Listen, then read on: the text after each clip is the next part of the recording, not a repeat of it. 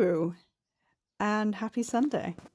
I am sharing with you my latest treasure and something that literally was a labour of love.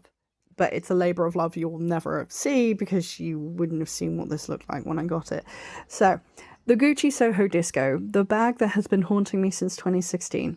I became aware of this bag because of a blogger I've mentioned previously I follow called Anna.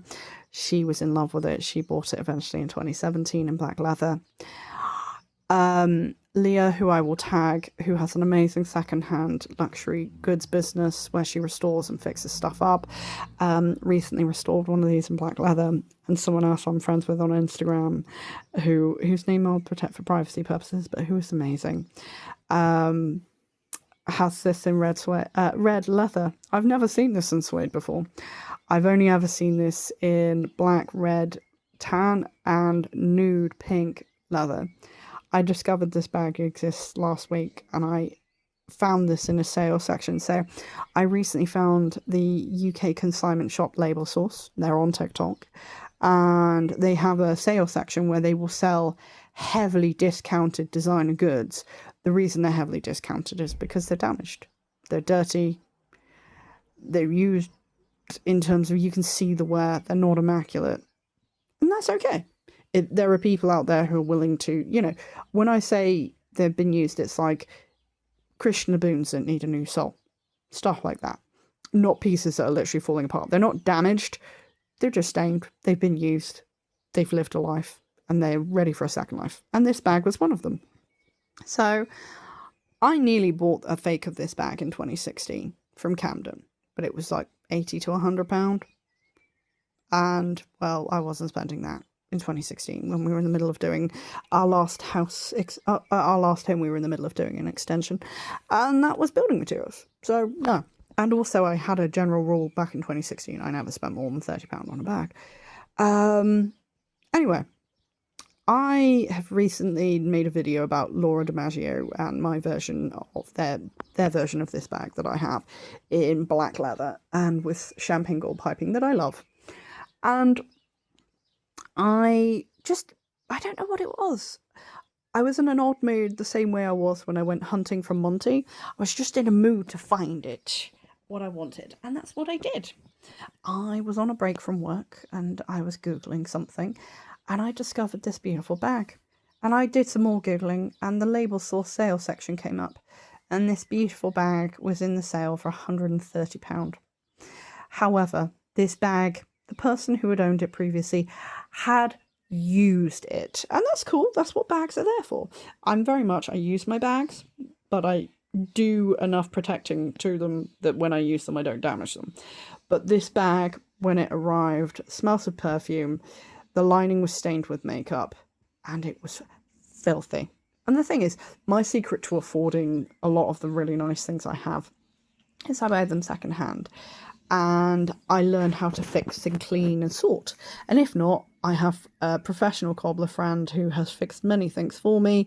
And that's how I am able to have a lot of the beautiful things I have. For perfect example, I've got 4 of the acrylic Lulu Guinness lips clutches, all of which have been glued back together and have been refinished with crystals. I refinished them, but that's how I afforded them. My Alexander McQueen skull scarf. I got it for 30 quid and it's covered in fake tan. But I got the fake tan out. My sister has the original 2005 Chloe Paddington small padlock bag because I found it on eBay in 2022 when no one cared for a pittance, paid my cobbler friend to fix the handles, and then I refinished the bag and gave it to her. Anyway. So this was so filthy in places that you can still see some of it because I can't go over the high stress areas too much because I will permanently damage the bag. And it's a very soft, very fine suede. I cleaned the lining. All the makeup, lipstick is gone. This unfortunately got wet as a result of having to clean the lining because I couldn't not. And unlike with leather, suede, it doesn't like water. And this was very deeply saturated. My fingers, I looked like a smurf for a few days. Anyway, Once the lining was dry and the bag was at a point, I did the dry to wet method cleaning suede. Generally, when you're cleaning suede, you want to aim to clean it dry, not get it wet. So I went at it with a rubber, not a suede rubber because I didn't have one, but one that's of a similar style.